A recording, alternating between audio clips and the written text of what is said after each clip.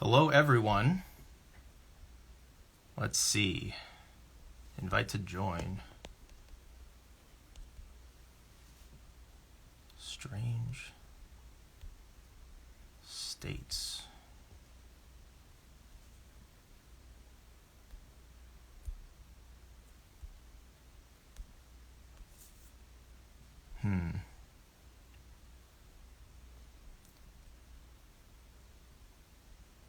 All right, view requests, go live.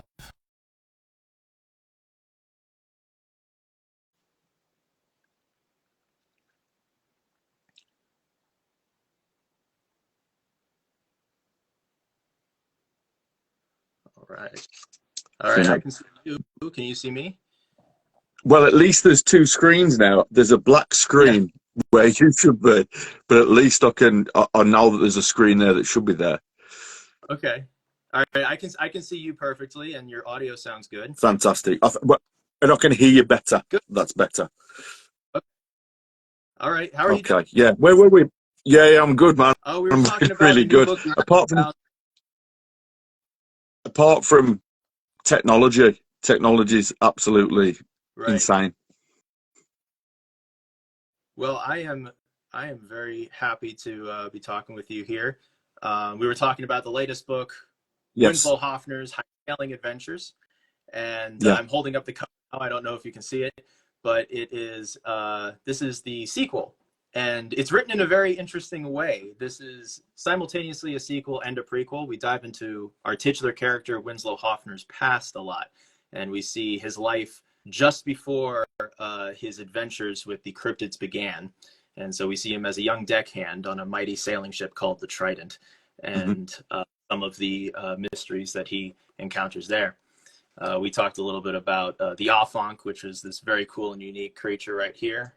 Yeah. I also have to show this. This is cool. Again, I don't know if you can see this, but this is a cryptid cap. This is an exclusive item that you can get if you come to one of my book signings. We've got these magnetized bottle caps because Winslow's always drinking root beer when he's telling his monster stories. Yeah. So we have these magnetized root beer bottle caps with some scenes that I illustrated in the center under this nice dome. So I've asked you this before when we talked before. But where do you get the inspiration from for your characters and making them so like in depth and having like the branches of their character go off? How do you get that kind of inspiration? Does it come to you? Do you have to spend a long time like researching stuff? Yeah, it's a combination of things. When I start to write something, when I feel the inspiration to write something, it always either comes in a foundational image or a foundational sort of line. And in this case, for the Winslow Hoffner series, the first thing that ever came to me was the first line of the first book, which was, "Have you ever stared straight into the eyes of death and scoffed?" Yeah. And it came through to me just like that, popped into my head with that accent and everything. And I thought, ooh, who is that? Who is talking? And so I wrote that down in a document and didn't really title it anything in particular and saved it. And I thought, okay, we'll find out what this is at some point. Put it away. And this was way back in high school. And eventually I got the assignment to write a short story for one of my writing classes. And so that line came back to me. And I thought, ooh, okay, well, let's take another look at that line, find out who's speaking, and what are the eyes of death. And that's how it began. And I kind of got the strong sense that it was a fisherman type character because of the strong dialect that it came through with. And then as far as the eyes of death go, I knew it couldn't be your standard fish or even a shark. That wasn't scary enough. So my foundational cryptozoology was what filled the blank space of that mystery. And I decided to write a cryptid sea story.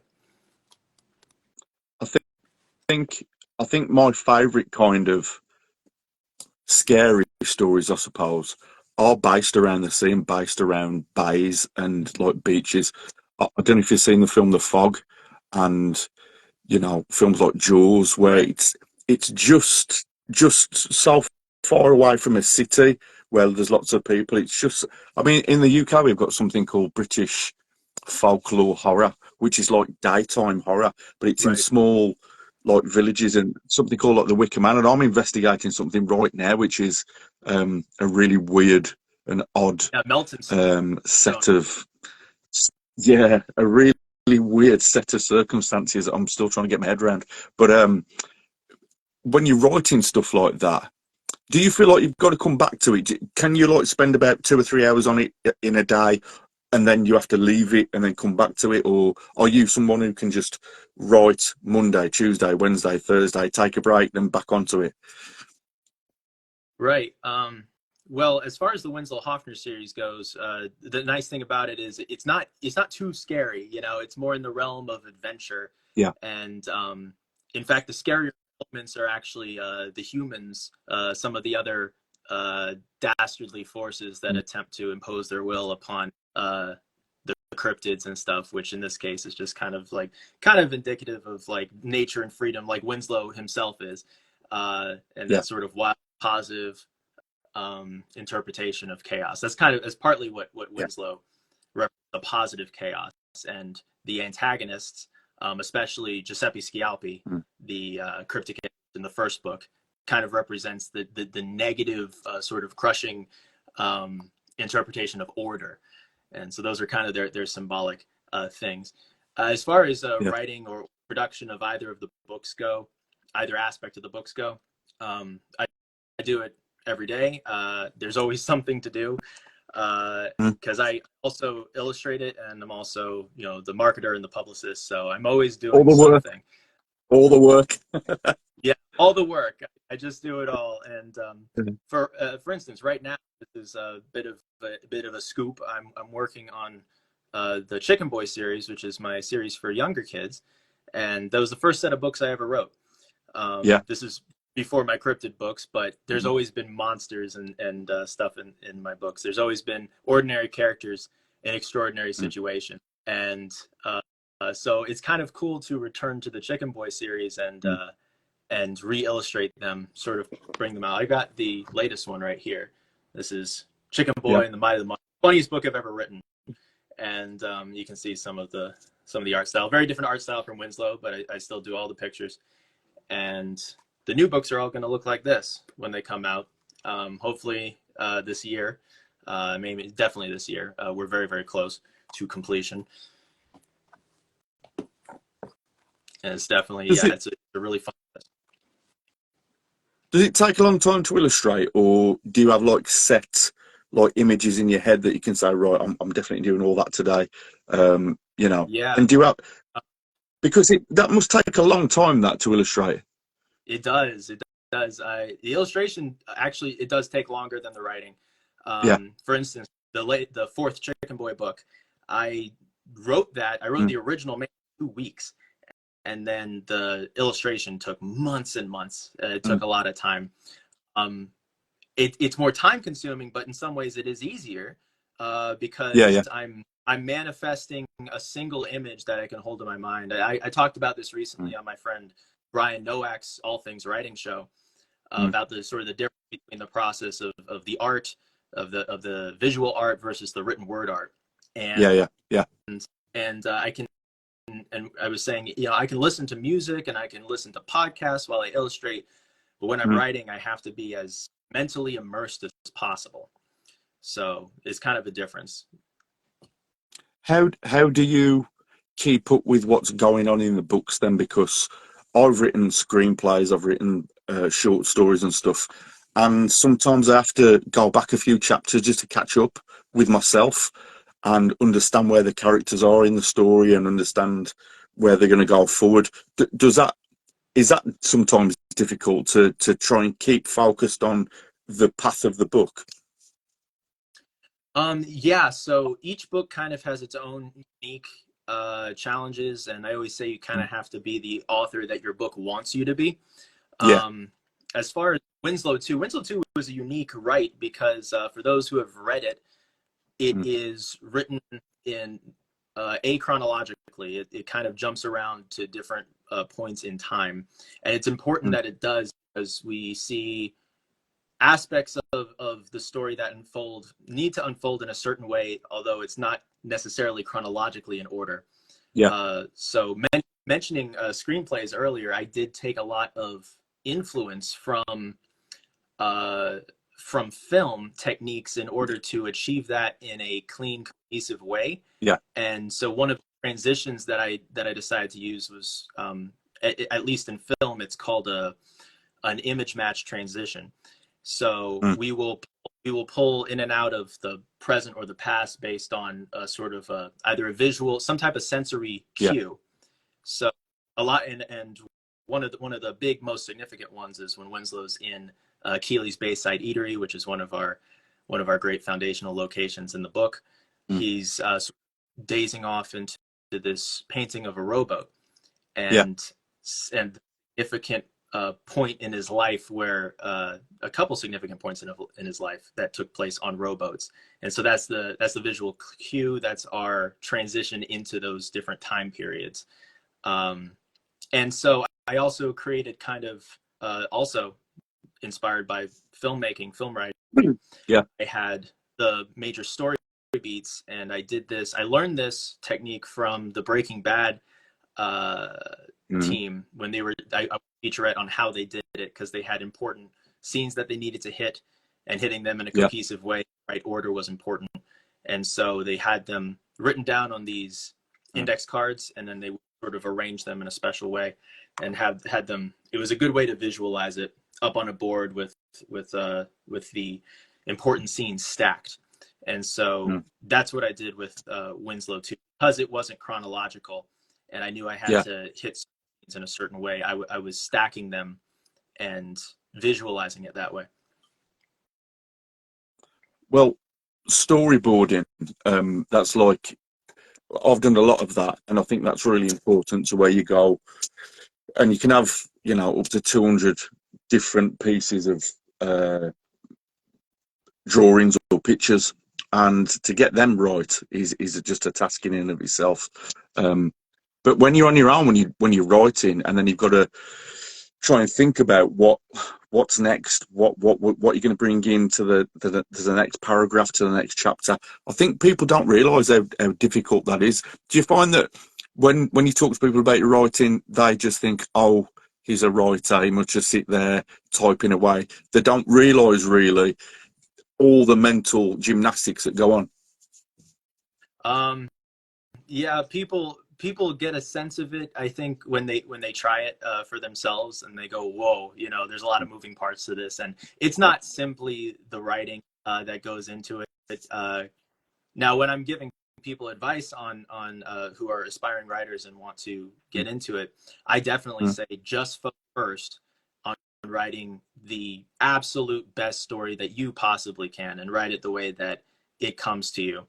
Yeah. Because the biggest mistake that an author or any creative person can make is to try to make something that they think will appeal to somebody, Yeah. because you're Yeah. missing the most crucial ingredient, which is that it appeals to you. If it doesn't Yeah. appeal to Yeah. you, Yeah. then it won't be good. And Yeah. so the most important thing is to write what you love, because then chances are there's people out there who have the same tastes as you. Yeah. Absolutely. I think Quentin Tarantino has said before many times that he makes movies for himself, Yeah. and if you like them, fantastic. If not, then it's not for you. But he just makes movies because he loves seeing what he's seeing. Can you see any of your books, especially the Winslow Hoffman like story style, going into like a series, a TV series, or maybe a film? Oh, I think definitely Winslow, and a lot of my novels are very cinematic, and Winslow actually wouldn't be too hard to adapt to the screen, Yeah. because it's so dialogue driven. It's nearly written like a script anyway. Yeah. That's the first step. Secondly, uh, it, it's all about dialogue and atmosphere and the Yeah. characters, as much as it is about the cool cryptids and the cool stories that you're hearing. They're framed tales, they're fishermen's tales, but there's a unique spin to them. I think that if anyone would want to try to adapt the first Winslow Hoffner book, I think it would be smart to adapt the first Mm. episode, I guess, the first chapter Yeah, as a short film slash pilot, and because it's just two characters talking in a houseboat, yeah. and so the majority of your budget then can go to making the best creature possible right at the end, right with that fantastic moment, which my readers know about, and hopefully my future readers will get to experience. Um, and so yeah, I think it would be not too far fetched for sure, and you can get two really good actors with very good chemistry, and then focus on making a unique and special creature, and that's all it takes. That's all it takes for that one.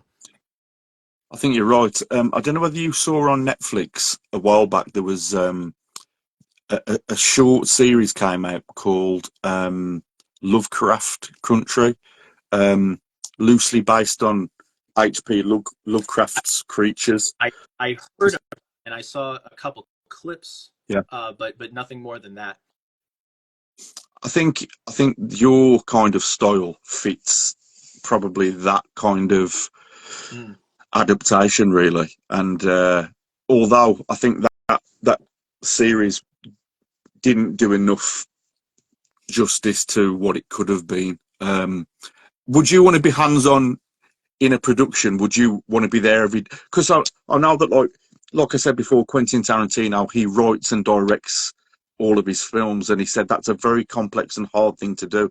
Would you just want to sit on the sideline and have your dialogue there, and you be there ready as the writer, or would you want to get involved in the direction maybe of what the actors are doing if it did become something a bit more than a book? Oh, certainly.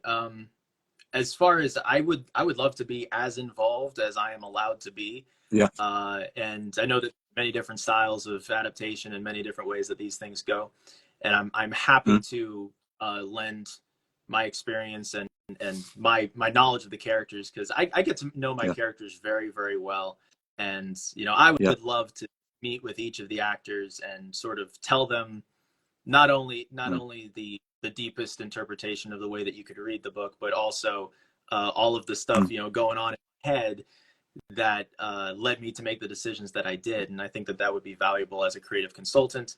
I've also Yeah. written and directed films myself back in college, and so I do have a cinematic sense as far as that goes. And so um, I would definitely be up for anything when it comes to that. I think that's probably I mean, with writing, with any kind of production with writing, I think the ultimate stamp of greatness is when people want to make it into a film. It's like Stephen King, I suppose. Many of his Oh, books totally. have turned into huge films. Although some didn't really do the book justice, Jaws, for instance. I really love Jaws as a film, but when you read the book, it's fairly different, and so is Really. The Stand. That's fairly different. So, Mm. in terms of you going forward, then, is that something that you would lean towards now, or are you just concentrating solely on writing? Well, my concentration is, of course, on the writing, but I'm always down to listen to Mm. um, any sort of offer that comes my way. I think that would be absolutely amazing, and Yeah, I would certainly give my all to the project and be as involved as I was allowed to be. Like I said, yeah, it is certainly cool. And the fun thing that I will tell you that you could do with a Winslow adaptation is neat cutaways as he's telling the story, and as new details develop, it can sort yeah. of like change the visual representation of it. Like there's a great something I've always thought of, if there were a cinematic adaptation Mm. of the second chapter in the first book, Yeah, The Trouble with Mermaids, is we go sort of the first half of that chapter kind of believing it's the traditional sort of Pretty Mermaid, mm. and he's telling his friend the cook about how the mermaid wanted to get him in the water because she thought I was the strappingest young seafarer she'd ever laid eyes on. And then Yeah, yeah. Keeley is like, "Oh, come now, you honestly expect us to believe some pretty mermaid had the hots for you?" And he says, "I never said she was pretty." And he's like, "She had hair like sea." describes the most like vile fish-like, you know, thing possible, and then ends up scaring one of the kids who has a mermaid doll, and he's like, certainly she was breathtaking for what she was. We was just different species, is all, you know. So if you did if you did a cinematic representation of that, you could start with the pretty mermaid and then cut to the overly fishy mermaid, and then poof, have a nice sort of middle in between thing that's clearly nautical and of the deep, but also, you know, not too scary. So I think that would be funny. That's a cool opportunity and something that I would look forward to seeing. That would be a uniquely cinematic experience.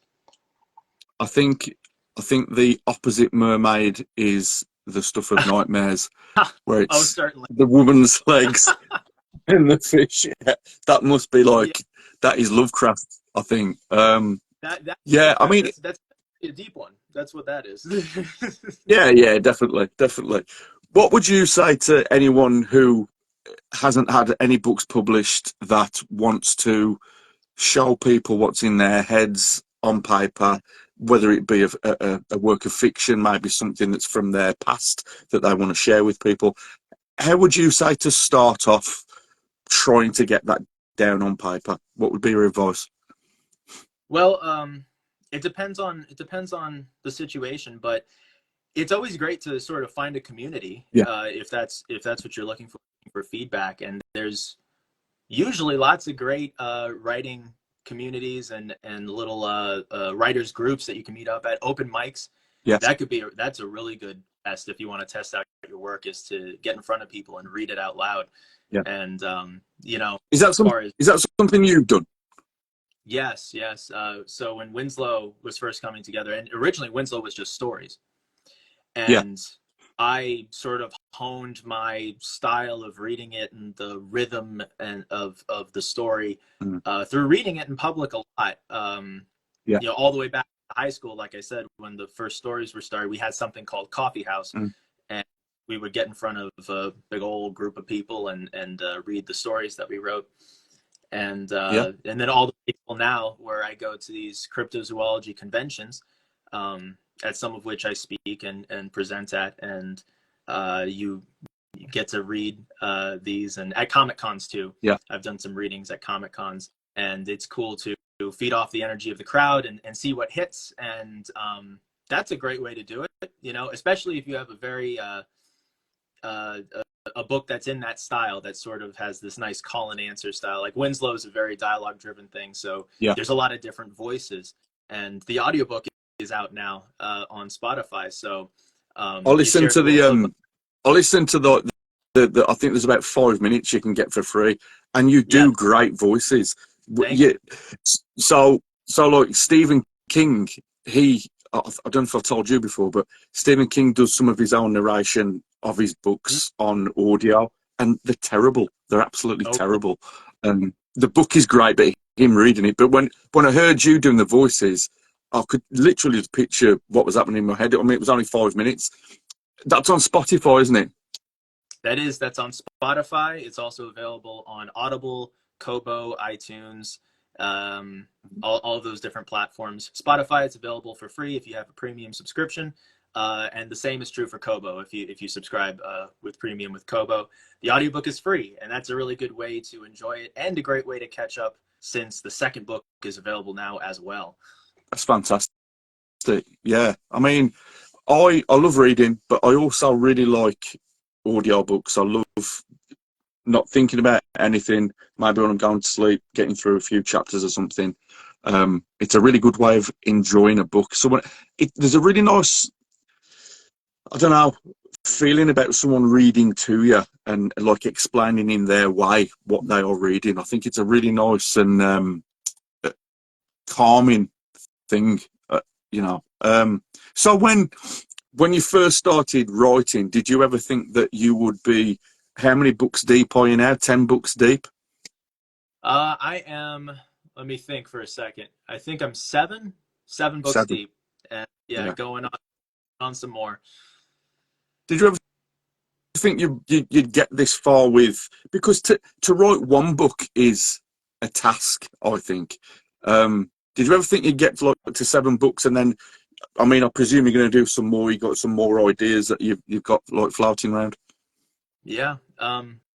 I did. I had a strong sense of all the way back from when I was starting when I was about 9 years old. Um, and prior to that, I used to get quite in trouble for drawing in class, and that was my first form of creative expression, is just drawing constantly. I Yeah. was filling up my notebooks and the margins of my worksheets with epic battles and monsters and superheroes, and my teachers weren't too pleased. I got sent to summer school over it, and then when I met my fourth grade teacher, my summer school teacher, who became my fourth grade teacher, Mm. he actually encouraged it. So I was sitting there, I remember distinctly, I had my hands folded and I was telling myself, I'm not going to draw. I'm not going to draw. And then Mm. he gets to the front of the class and says, okay, we're going to make a comic book. Mm. And I thought, what? I get to do this? And so he had a very creative aspect to his class. And I just filled Mm. up my writing journal, which was a core component of the class, with all kinds of ideas and all kinds of like story ideas and character bios and comics and all these things. And that was where I wrote my first Chicken Boy book. Yeah. I was 9 years old and I found it at Kinko's, which is a store that I don't think exists anymore. But I brought it into class, and my teacher held it up and said, "Look what Mike made." He put it in the classroom library, Mm. and at that moment I thought, I want to be an author and I want to bring all of these stories to life. Did that did that feeling of wanting to be an author, wanting to be maybe a full-time writer, was that from an early age then, and then you just took that all the way through? Yeah, yeah. It started right then, and at the end of Yeah. the class, my teachers took me aside and said, "Never stop doing Chicken Boy. Always keep writing." And Yeah. I thought, okay. And every year I returned to that same teacher's class to talk to his new students about writing and illustrating and Yeah. storytelling. And Yeah. they were reading the spiral bound Chicken Boy books, and I was bringing a new book every year. They were reading those books as if they were any other book on the shelf, even though I made them with markers and stuff. And the kids wanted their own copies. Mm. And so I thought to myself, okay, how do I do this? And around that time, self-publishing was brand new. Yeah. And so Yeah. I thought, okay, I'm going to get into self-publishing. We did a drive for the animal shelter. Every kid who brought in a donation got a free book. And Brilliant. that was how the first Chicken Boy was released. I rewrote it and I published it. I was 13 years old, and that was in 2008. So I've been doing it ever since then. It's fantastic. I think it's a really good work ethic as well, and I think it's something Thank you. a lot of people should look at and think, you know, to have the drive to do something and continue to do it and keep on that same path. It's whatever your passion is, whether it could be film, it could be music, it could be writing. I think sometimes it's difficult when life gets in the way and other things start to happen in your life, and maybe that goes on the back burner a bit to like keep going. I think it's no mean feat. It's a hard thing to do. Do you think as you get older as a writer, your style's going to change from what it was when you're writing the Winslow books, or do you think you'll get darker with stuff, darker with maybe horror, with the monster type thing, or would you delve into something more like comedy or drama? That's a good question. As it stands now, each of my books, well, they do have sort of core nuclei of my styles. I like to have a healthy amount of humor. I like to have naturalistic dialogue where it feels like real people talking, and I try to avoid exposition as much as possible. I really like Yeah. to allow the readers to discover things at the same rate that the characters do, especially in the sense that we're dealing with super unbelievable, in some cases supernatural events. I Yeah. think having allowed that to unfold and allow the mystery to be solved at the same rate that the characters is important. But aside from that, each of the books have their own unique style and writing style. I sort of go into a different mode when I'm writing Chicken Boy versus when I'm writing World of Yeah. Gore Yeah. versus when I'm writing Winslow. But it is kind of different dials of the ingredients being turned. You could say Winslow's like 70-30 in favor of the dialogue, so it's just very dialogue. Yeah. So your eyes just glide down the page, and it's people talking back and forth. And World of the Orb is kind of more rhythmic and image, and there's a greater presence of imagery there. But as I said earlier, I will be whatever author my story needs me to be. And Yeah. I do have Yeah. ideas for stories that are darker. I have ideas for stories that are lighter, that are goofy, that are scary, that are super serious. And so I will try to represent the story in the truest form, to translate the mental sense of Yeah. immersion onto the page, so that each person can experience it hopefully the way I did. I want my reader to do as little work as possible. I want the experience to be as true as it can be. Do you have ideas that come to you and you have to write them down really quick? I do that sometimes. I might have dreams about stuff and I think I've got to write that down because maybe that'll make a really good film one day. Do you have like books and books and books of just little snippets of ideas? I do. Yeah, that happens to me as well, especially on Yeah. the edge of sleep. So nowadays Yes. I have a little notebook right on my nightstand, so I can roll over and scrawl whatever came to me in between wakefulness. And then you have the fun task of waking up and deciphering your bleary hieroglyphics and Yeah. finding out what the past sleepy you meant. Yeah. But Yeah. Yeah. yeah, it is a good thing, and I would recommend that to any other readers who or writers who are getting into that, is to have a writing journal, have a portfolio of your Mm. ideas that you can go back and reference. Especially if you're in a state of just wild inspiration, Yeah. try and capture it as much as you can when it comes. Oh, definitely. Michael, last little bit. When, sorry, where can we get your books? Where can we hear the audio books? Where can we buy your books from? Tell everyone where you can get them. Sure, you can follow me here at mthompson_books to get all the updates. I'm going to be going to a lot of really fun cryptid and cryptozoology and paranormal events very soon. My first one's going to be in Ohio, in Loveland, Ohio, celebrating the Frogman at the Frogman Festival. That's going to be a good one. But you can Yeah. see where all my books are available online at michaelthompsonbooks.com. And you can click the link in my bio here on my Instagram page to take you right there. Each of the books have a green button on them where you can, that says available here. And so that'll bring up a drop down to see all the different platforms that the book is available on. You can also request them at your favorite local bookstore if you want to support local business. You can just go in, give them the title, and they'll look it up for you. Most of them will be able to order it, and then you can get it from your favorite shop that way. The audiobook is available on Spotify, free on premium, as well as Kobo, Yeah. free, and on Amazon, Audible, and iTunes. Sounds good. Sounds good, my man. Michael, again, I've really enjoyed speaking to you. I always find it fascinating to talk to like creative people, and I've really enjoyed that. Thank you for joining us on Strange States. Likewise, thank you for having me. Always a pleasure. Cheers, man. I'm going to go now, and then I'll do a little outro video for Strange States. But thank you again, and I want to hear more of this in the future. So I hope we can talk again. Sure, absolutely. Thank you, Chris. Thank you, man. See you later. Thank you, Mike. See ya.